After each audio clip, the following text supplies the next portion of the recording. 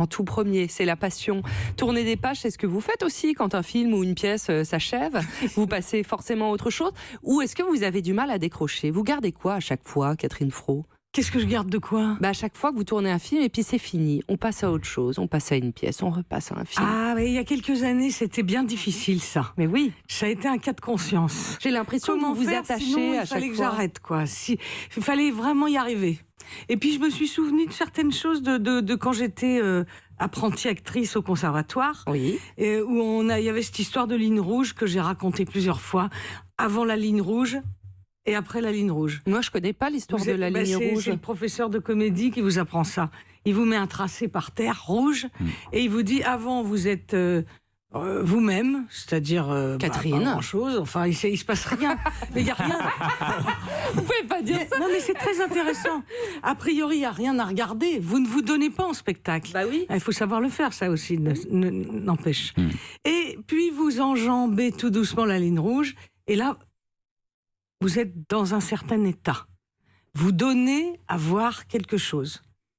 Et De ça vous drôle, ou arrive? de pas drôle, ou d'effrayant, etc. Vous donnez à voir dans une sorte d'image arrêtée l'autre côté de la ligne rouge.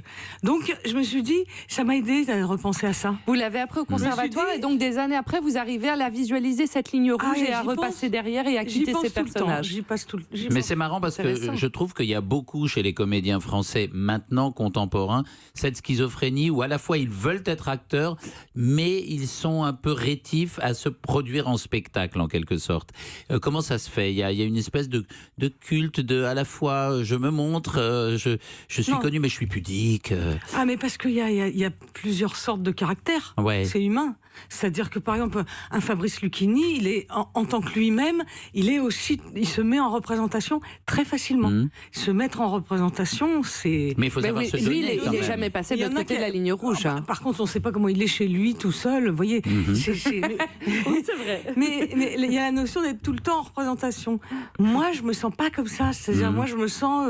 soit je peux raconter des choses sur ce que je fais, mais je me sens pas en représentation. Et c'est plutôt simple de pas être en représentation permanente. C'est plutôt agréable. Johnny Hallyday, à mon avis, il était tout simple dans la Ah vie. oui. Il n'y avait pas de représentation. Vous voyez, il était vraiment le côté de la ligne rouge où le rien, la Ouais. simplicité, le pas grand-chose a priori. Bon, ça n'empêche pas de temps en temps qu'il y ait des... Non mais les grandes stars sont Des souvent flèches. simples. Alors, Non, il y a tout, il y a tout. Il y a tout.